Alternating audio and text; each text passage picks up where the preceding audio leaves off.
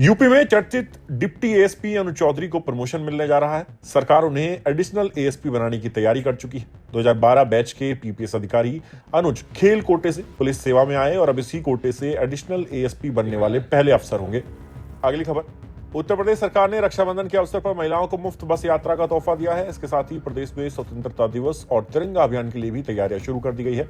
प्रदेश सरकार ने इस साल 4.60 करोड़ तिरंगे फहराने का लक्ष्य रखा है। अगली खबर, उत्तर प्रदेश के उप मुख्यमंत्री केशव प्रसाद मौर्य ने कहा है कि आज मैंने प्रयागराज में बाढ़ प्रभावित क्षेत्र का हवाई निरीक्षण किया है। मैं नाव से और स्थलीय निरीक्षण भी करूंगा। यह बाढ़ 2013 में आई बाढ़ के स्तर को पार कर रही है। गंगा नदी का जलस्तर लगातार बढ़ रहा है, जो चिंता का विषय है। सरकार ने बाढ़ प्रभावित लोगों की हर प्रकार की सहायता की व्यवस्था की है। अगली खबर, कानपुर के नजीराबाद में एक चोर रात के समय दो भाइयों के घर में घुसा और अलमारी का लॉकर तोड़कर चोरी कर ली। इस दौरान वह नशे में एकदम धुत था। उसने चोरी की और नकदी जेवरात जेब में रख लिए, फिर बाहर जाने की बजाय घर में ही पड़कर सो गया। इसके बाद जब सुबह घर के लोगों ने उसे देखा तो उसकी खूब धुनाई की और पुलिस के हवाले कर दिया।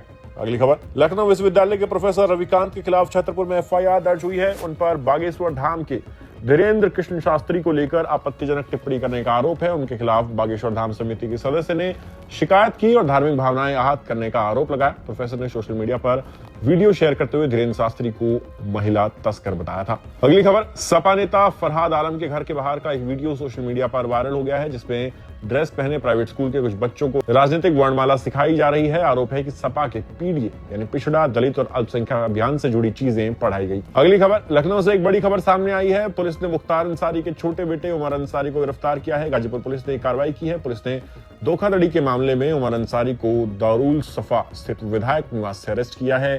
पुलिस ने स्थानीय प्रशासन और सुरक्षा एजेंसियों के साथ समन्वय कर कार्रवाई को अंजाम दिया। अगली खबर, कानपुर में एक बच्ची स्कूल जाते समय सड़क पर पानी भरे गड्ढे में गिरकर चोटिल हो गई। इसके बाद बच्ची के पिता ने अनोखा प्रदर्शन किया। बच्ची का पिता सड़क में बारिश के पानी से भरे गड्ढे में चटाई और तकिया ले जाकर लेट गया। अगली खबर, गोरखपुर में पुलिस ने 2 शातिर चोरों को गिरफ्तार किया। इन चोरों ने यूट्यूब से चोरी की ट्रेनिंग ली और शहर के अलग अलग जगहों से बाइक चोरी की घटना को अंजाम दिया। पूछताछ में एक चौंकाने वाला खुलासा हुआ है। ये चोर बाइक चोरी करने के बाद उसे नेपाल बेचते थे। अगली खबर, बुलंदशहर में गंगा नदी का जलस्तर लगातार बढ़ रहा है। सोमवार को करीब आधा फीट बढ़े जलस्तर से किसानों की चिंता बढ़ गई है। साथ ही चारे का संकट भी गहराने लगा है। पहाड़ों पर बारिश के चलते और बिजनौर बैराज से छोड़े गए पानी से जलस्तर में वृद्धि हुई है। प्रशासन पूर्व में ही खादर में न जाने की चेतावनी दे चुका है।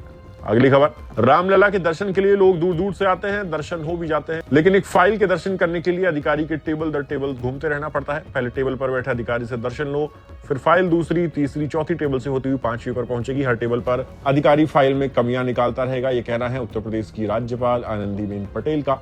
राज्यपाल सोमवार को अयोध्या सीएसआर कॉन्क्लेव 2025 में शामिल हुई। इस दौरान सीएसआर फंड के स्वीकृति से जुड़ी फाइलों को लेकर उन्होंने कटाक्ष किया। अगली खबर, आगरा में साड़ी पहनकर ताजमहल देखने पहुंची इटली की 2 महिला पर्यटकों की साड़ी खुल गई। वह बार बार साड़ी बांध रही थी, मगर साड़ी बार बार खुली जा रही थी। यह देख वहां सुरक्षा में तैनात एक महिला सिपाही ने दोनों की साड़ी बांधी। दोनों टूरिस्टों ने सिपाही से साड़ी बांधने और प्लेट्स बनाने का तरीका पूछा। अगली खबर, सीएम योगी सोमवार को पहले सहारनपुर पहुंचे और फिर मेरठ आ गए। सीएम योगी ने ऊर्जा भवन में जनप्रतिनिधियों के साथ बैठक ली, लेकिन इस बैठक में सरदना से सपा विधायक अतुल प्रधान को नहीं बुलाया गया। इसके विरोध में अतुल प्रधान ऊर्जा भवन के बाहर धरना देकर बैठ गए। उनका कहना है कि यह जनप्रतिनिधियों की बैठक है, बैठक में विकास योजनाओं की समीक्षा होनी है, तो विपक्ष के विधायकों को क्यों नहीं बुलाया गया। अगली खबर, कानपुर के बाबूपुरवा में महिला एडवोकेट के बंद मकान में चोरों ने नकदी जेवरात समेत 13 लाख का माल पार कर दिया। घटना के समय एडवोकेट परिजनों संग ताऊ के निधन पर हमीरपुर आ गई थी। शनिवार रात घर लौटने पर सामान बिखरा मिलने पर उन्हें चोरी की जानकारी हुई। इसके बाद पुलिस को सूचना दी गई। अगली खबर, उत्तर प्रदेश में पिछले 24 घंटे से हो रही भारी बारिश ने जनजीवन को प्रभावित कर दिया है। मौसम विभाग ने 45 जिलों में अगले 48 घंटों तक भारी बारिश, तेज हवाओं और बिजली गिरने का अलर्ट जारी किया है। 23 जिलों में स्कूल और कॉलेज बंद कर दिए गए हैं। नेशनल कॉन्फ्रेंस के मुखिया फारूक अब्दुल्ला ने बड़ा बयान दिया। उन्होंने कहा कि जो लोग मानते हैं कि आतंकवाद खत्म हो जाएगा, मैं उन्हें चुनौती देता हूं कि जब तक हमारे पड़ोसियों की स्थिति में सुधार नहीं होता, तब तक आतंकवाद खत्म नहीं होगा। अगली खबर, भारत अब ऐसी परमाणु शक्ति से चलने वाली हमला पनडुब्बियां बनाने जा रहा है जो अमेरिका की वर्जीनिया क्लास ब्लॉक 5 पनडुब्बियों की जैसी होंगी। यह परमाणु पनडुब्बियां 95% तक स्वदेशी होंगी। यह प्रोजेक्ट भारत के लिए इसलिए अहम है क्योंकि इससे चीन जैसी शक्तियों को समुद्र में चुनौती दी जा सकेगी। अगली खबर, प्रधानमंत्री मोदी ने पूर्व मुख्यमंत्री के निधन की खबर मिलते ही सोशल मीडिया प्लेटफॉर्म एक्स पर लिखा, शिबू सोरेन जी एक जमीनी नेता थे जो लोगों के प्रति अटूट समर्पण के कारण जननेता बने। वे जनजातीय समुदायों, गरीबों और वंचितों को सशक्त बनाने के लिए विशेष रूप से समर्पित थे। अगली खबर, मनसे प्रमुख राज ठाकरे ने मराठी भाषा को केंद्र में रखते हुए अपनी रणनीति घोषित की है। उन्होंने कार्यकर्ताओं को मराठी भाषा को लेकर निर्देश दिए। ठाकरे ने पार्टी में एकता पर जोर दिया और चुनाव में जीत का दावा किया।